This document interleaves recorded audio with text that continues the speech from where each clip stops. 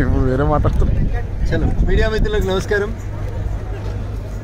నేను బాగుండాలి, నా ఇల్లు బాగుండాలి అనే స్థితి నుంచి మానుకొని ప్రజల్లో చైతన్యం వచ్చి మనమందరం ఆరోగ్యవంతంగా ఉండాలి, ఈ దేశం ఆరోగ్యవంతమైనటువంటి దేశంగా మారాలి, లేకపోతే భారతదేశం డయాబెటీస్కి పుట్టినిల్లులాగా ప్రపంచంలో డయాబెటిక్ పేషెంట్లు ఎక్కడ ఎక్కువ ఉన్నారంటే భారతదేశంలో ఉన్నారనేటువంటి స్థితి నుంచి ఆరోగ్యవంతమైనటువంటి సమాజాన్ని నిర్మించడానికి ప్రజలలో వచ్చినటువంటి అవేర్నెస్ పట్ల నేను సిద్దిపేట పట్టణ ప్రజలందరికీ కూడా శుభాకాంక్షలు, అభినందనలు తెలియజేస్తాను.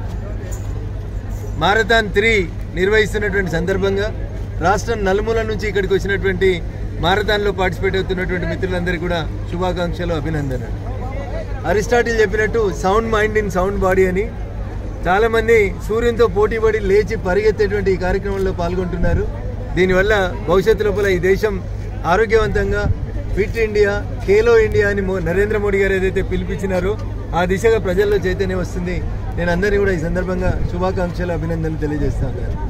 మీరు గట్టిగా ఉంటేనే, మీరు సౌండ్గా ఉంటేనే మీరు చేసేటువంటి ఏ ప్రొఫెషన్లో అయినా మీరు బాగా రాణించడానికి అవకాశం ఉంటుంది. కాబట్టి ఇది మాకు సంబంధం లేని వృత్తిని మా జర్నలిస్ట్ మిత్రుల దగ్గర నుంచి మొదలుకుంటే మా రాజకీయ నాయకుల దాకా ఎవరు కూడా అనుకోవద్దు.